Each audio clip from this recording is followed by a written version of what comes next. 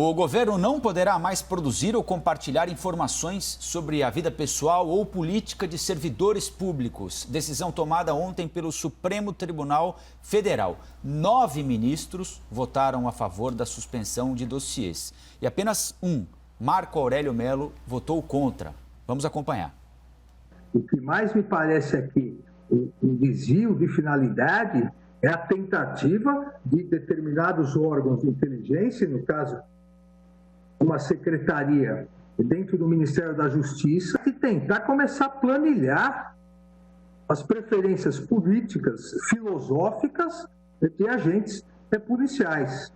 A administração pública não tem, nem pode ter, nenhum ministério tem, nem pode ter o direito, o pretenso direito de listar inimigos do regime. Só em governos autoritários é que se pode cogitar dessas circunstâncias. Peço vênia, presidente, para mais uma vez marchar em sentido inverso ao da tropa. E como bom soldado da minha consciência, indeferir a medida cauteladora e é como voto. O ministro do Supremo Tribunal Federal, Marco Aurélio Mello, disse ainda durante o voto que a ação foi usada como instrumento de atividade política. Em outra ocasião, o ministro disse que muitas vezes o Supremo é usado por adversários de Bolsonaro para fustigar o governo. E com este assunto, começa agora o grande debate de hoje. Participam comigo os advogados Tiago Anastácio e Gisele Soares. Tiago, Gisele, boa sexta-feira para vocês. Bom dia. A primeira pergunta é a seguinte: a oposição usa o Supremo Tribunal Federal, o Poder Judiciário, para constranger o governo Bolsonaro? A introdução hoje é do Tiago Anastácio. Bom dia, Rafael. Bom dia, Gisele. Bom dia aos telespectadores. É uma pergunta muito interessante essa, e ela nasce do polemismo do ministro Marco Aurélio, que é, sem dúvida nenhuma, um dos ministros mais importantes das últimas 4 ou 5 décadas do Supremo Tribunal Federal. Importante não só pela sua qualidade intelectual, mas porque o ministro Marco Aurélio tem uma das virtudes mais caras à República e à democracia. Marco Aurélio é sempre um polemista. Tanto que uma das suas obras principais significa vencedor e vencido, porque a sua atitude provocadora de sempre ser o vencido, ou seja, a minoria, e todos aqui podem verificar nas grandes decisões do Supremo, que as decisões ou são 9-1 ou 10-1, o ministro Marco Aurélio sempre está do lado desse 1. E muitas vezes esse voto isolado, com o tempo, se torna maioria. O ministro Marco Aurélio me faz lembrar uma velha discussão que eu tive com um rabino amigo meu, em que fui explicar para ele que tinha vencido um júri por 7-0, que é raro acontecer. E o rabino olhou para mim e disse, isso não é bom. Eu falei, mas por quê? Foi uma boa vitória. E o rabino disse sobre o antigo tribunal rabínico, onde se a decisão fosse unânime, pela condenação, anulava-se a sentença. Porque se de todos os juízes nenhum tinha visto o bem dentro daquele homem julgado, então a decisão seria absolutamente inviável. E por que digo isso? O ministro Marco Aurélio fez uma ponderação ontem, uma ponderação que, inclusive, é polêmica diante dos precedentes do próprio ministro Marco Aurélio. Uma coisa é a crítica, e a Gisele já colocou muitas vezes aqui essa crítica, e eu compartilho dela, eu compactuo com ela, eu concordo com ela, quando se coloca que acusa-se de crimes muitas condutas de ministros, de vice-presidentes, e essas condutas são criticadas e instiga-se o Supremo pelos partidos políticos, em vez dos partidos políticos entrarem com uma notícia de crime, a Polícia Federal ou a Procuradoria-Geral da República, para que, se apurando, depois o Judiciário fosse acionado. Essa é uma questão de direito penal. Nas discussões políticas, a partir das ações de controle concentrado de constitucionalidade, o que é isso? São as 3 principais ações que nós temos para discutir se atos do poder público ou legislações estão em conformidade com a Constituição da República. E a competência para essas ações, para quem entrar com essas ações, ou quem deve entrar com essas ações, é da OAB, no Conselho Federal, dos estados pelos governadores, das mesas do Senado e da Câmara dos Deputados. Ou seja, são discussões distintas que nós precisamos analisar com muita calma. Gisele? A oposição e os partidos políticos, infelizmente, usam e abusam de ações judiciais absolutamente vazias, etéreas de fato, para justamente atolar o Poder Judiciário e exigir do Supremo Tribunal Federal verificações e votos, muitas vezes, sobre fatos que não existem e que não têm nenhum fundamento, como é o caso exatamente dessa situação que nós estamos seguindo o debate que começamos ontem, hoje. Eu concordo com o voto do ministro Marco Aurélio, Tiago, tanto na questão processual, até levantei esse argumento ontem, de que não há arguição de descumprimento de preceito fundamental nenhum aqui viável para justificar essa ação intentada pelo partido Rede e Sustentabilidade, e também no mérito houve uma coleta de dados públicos e muito interessante que se falem inimigos do regime. Veja, há uma inversão completa sempre da ordem fática do que aconteceu. O que aconteceu foi um manifesto assinado e aberto por servidores de segurança pública e 3 professores universitários, um manifesto declaradamente antifascista, e então um relatório formado pelo Ministério da Justiça com dados abertos, com informações abertas, amplamente públicas, ou seja, nenhuma investigação de cunho privado, nenhuma invasão de intimidade, uma coleta de informações sobre essas pessoas que assinaram esse manifesto. Então, ontem, infelizmente, mais uma vez, o Supremo Tribunal Federal se viu constrangido e obrigado a julgar o nada. E essa decisão do Supremo Tribunal Federal é uma decisão que é absolutamente inócua. Isso porque eles proibiram o Ministério da Justiça e Segurança Pública de fazer o que o Ministério não fez. Então, o Ministério não produziu nenhum dossiê, não invadiu a vida de ninguém, não perseguiu ninguém, não proibiu reuniões, nada disso. O que o Ministério fez foi angariar uma série de informações sobre pessoas que assinaram um manifesto declaradamente antifascista. Esses são os fatos. E, na verdade, fatos criados, porque sequer fato existia para se levar ao conhecimento do judiciário, menos ainda para tomar o tempo, a energia e o conhecimento dos ministros do Supremo. Tantas questões importantes que aguardam julgamento no Supremo, que são realmente de interesse da sociedade, e estas ações de entrega ou não de celular, de apresentação ou não de resultado de Covid, discussões absolutamente pontuais, menores, que não têm nenhum interesse para a sociedade, então tomam o tempo judiciário, passam à frente de outros julgamentos importantes e exigem que os ministros, então, se manifestem sobre um caso que é absolutamente criado. Não existe nada, de fato, nem fundamento jurídico para esse julgamento que aconteceu ontem. Ok. Acho curioso, Gisele, quando você faz essas colocações, por alguns motivos diferentes. Primeiro, o julgamento foi 9-1, ou seja, 9 ministros do Supremo analisaram um não fato, como você está dizendo. O próprio ministro Alexandre de Moraes falou que era um clipe jornalístico, Tiago. Você acha que o Supremo tem que analisar clipe Ele disse muito mais coisa que isso, Gisele. Ele, inclusive, fez uma relação do período dele no Ministério da Justiça, dizendo que são ações de inteligência do Ministério da Justiça, como aconteceu nas Olimpíadas. Ele disse sobre a data que começou a ser confeccionado esse dossiê, que foi, inclusive, com a saída do ministro Sérgio Moro da pasta. Ele afirmou que não só eram clippings, mas ele não disse clippings dando menosprezo. Ele falou, inclusive, sobre a incapacidade dessas pessoas de fazerem algo, usando até que parecia mais uma fofocaiada do que um ato de Estado. Ou seja, eu vi a decisão, acompanhei a decisão. Agora, o que me interessa não é isso. O que me interessa é o seguinte: você afirmou que não existe entradas ilegais na vida privada das pessoas. Você disse sobre a qualidade do dossiê.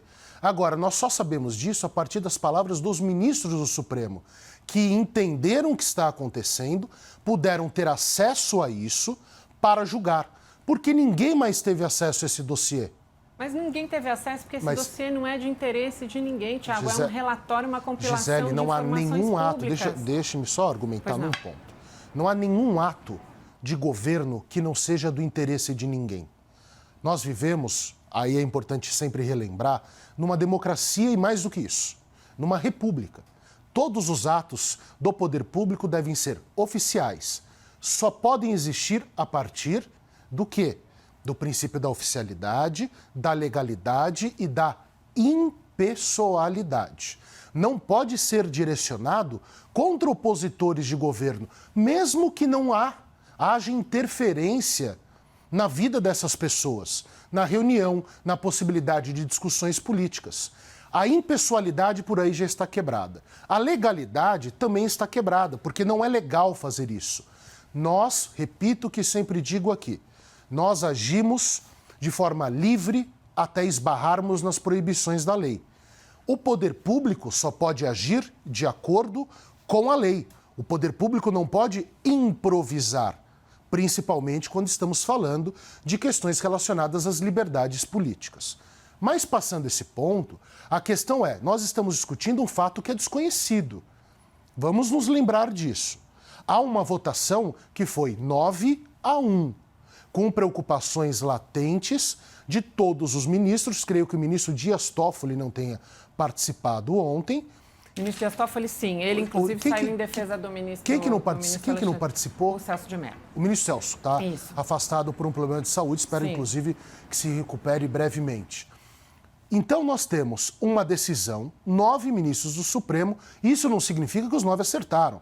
A história já mostrou que o ministro Marco Aurélio, sempre vencido, muitas vezes vira esse jogo, vira essas decisões ao longo do tempo. Então não é um argumento cabotino, na verdade é um argumento que me parece sempre ser muito correto. O que me causa espécie é, nós não conhecemos o dossiê para falarmos que ele não interferiu na vida privada. Porque é um dossiê secreto, que o Ministério da Justiça desmentiu a existência, depois que afirmou a existência na Câmara. E aí, se afirmou a existência na Câmara, os partidos políticos é que entraram com a ação. E eles são constitucionalmente legítimos para fazê-lo. Gisele, eu quero reforçar a pergunta do debate aqui. Neste episódio do dossiê e em outras oportunidades em que partidos políticos foram ao Supremo Tribunal Federal para contestar decisões do governo Bolsonaro, o que é legítimo, diga-se de passagem. Houve um fundo ou há um fundo de desgastar politicamente o governo? Sem dúvida nenhuma. E eu contesto essa legitimidade, Rafael. Há outros órgãos para se direcionar reclamações, indignações ou suspeitas, indícios de crime. Não é entrando com ação no Supremo Tribunal Federal. E eu vou concordar com o Tiago para poder discordar dele. Realmente, todos os votos foram muito bons. Foram brilhantes, mas absolutamente desnecessários para julgar este fato, que foi um fato criado do nada. Veja, Tiago, como a criação de um fato do nada e a submissão a uma análise do judiciário com uma decisão pode legitimar, isto sim, algo pernicioso. Imagine você que hoje, saindo aqui do debate para termos tema para debatermos segunda-feira, haja uma publicação de um manifesto de policiais ou servidores públicos de movimento nazista pela democracia popular. Este manifesto tem exatamente o mesmo texto, ipsis literis, do manifesto antifascista publicado, com a substituição das palavras esquerda por direita, antifascismo por nazismo. Perfeito? Uma combinação de servidores públicos em número exatamente igual, 579, sendo 3 professores universitários e o restante, exatamente, servidores públicos. E então há esta publicação. Veja, estas pessoas, este movimento já nasce legitimado e protegido por esses votos, por essa decisão judicial. Não poderão essas pessoas serem objeto, eventualmente, de relatórios do Ministério da Justiça e Segurança Pública. Não poderão essas pessoas terem as suas vidas, sim, monitoradas, se houver pelo Ministério da Justiça a necessidade de antecipação, porque a inteligência ela não age na repressão, ela age na antecipação. Então veja que perigo o que nós temos. Nós poderemos ter movimentos extremistas absolutamente declarados e eles se autodenominam nazismo, paz e amor, antifascismo, paz e amor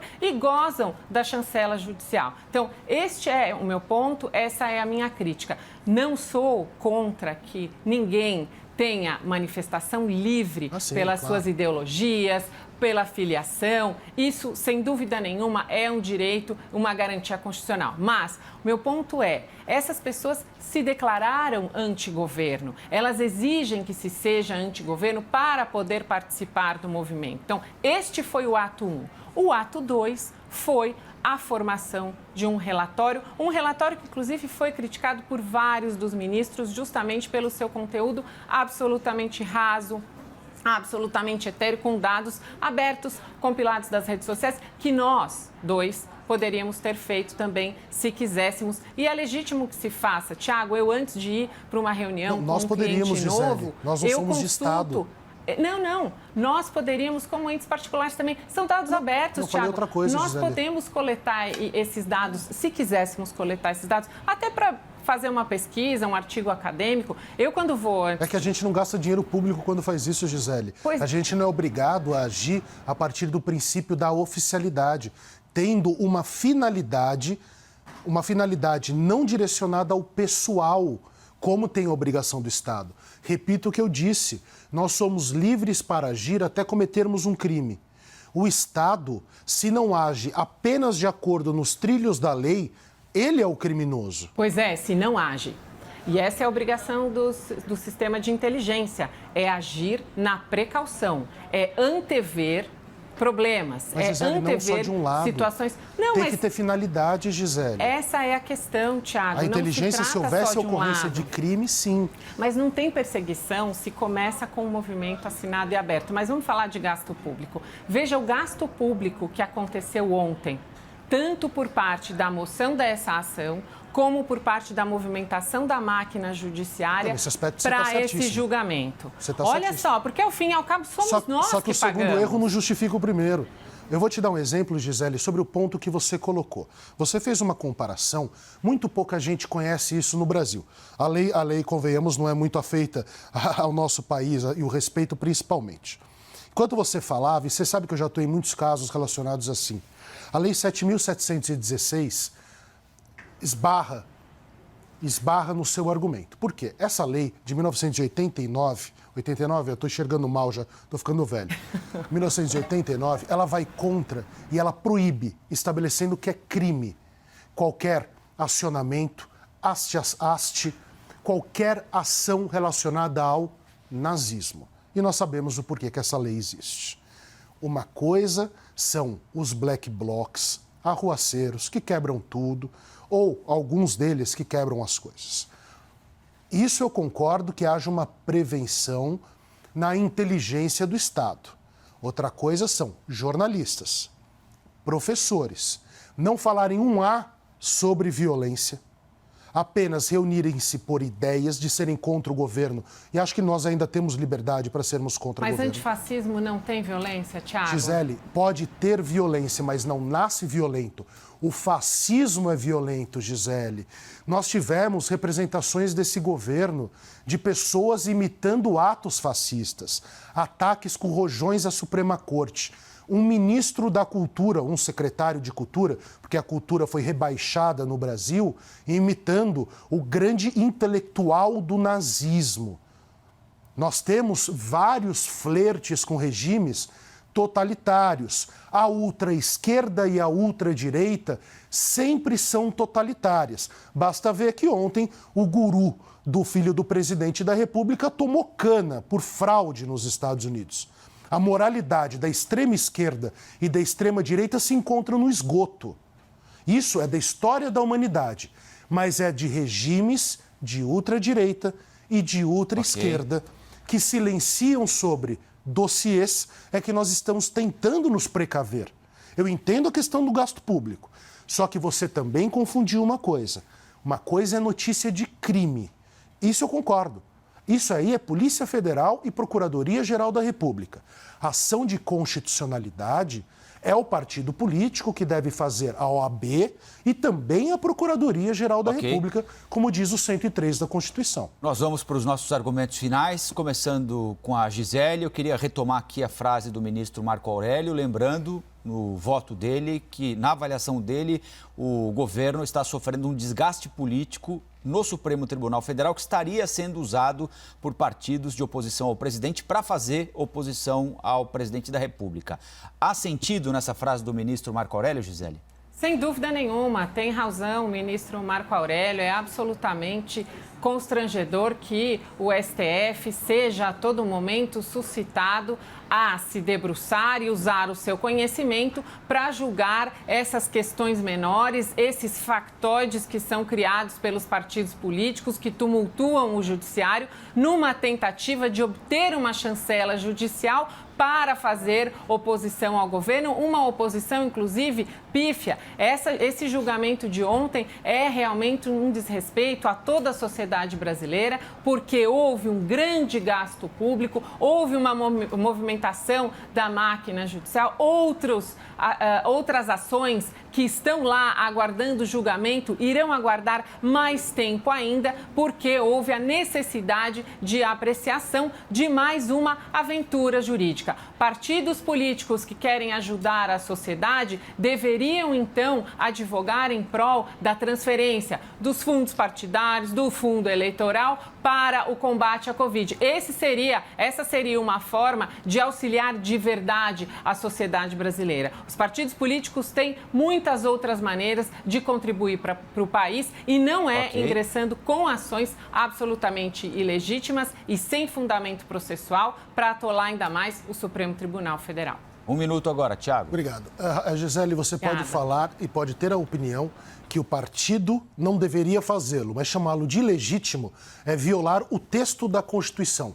Legitimidade para as ações de controle de constitucionalidade, ou seja, de legalidade constitucional, é dos partidos pela lei e não por uma leizinha qualquer, pela Carta da República. Segundo aspecto, e aí eu gostaria de falar uma coisa.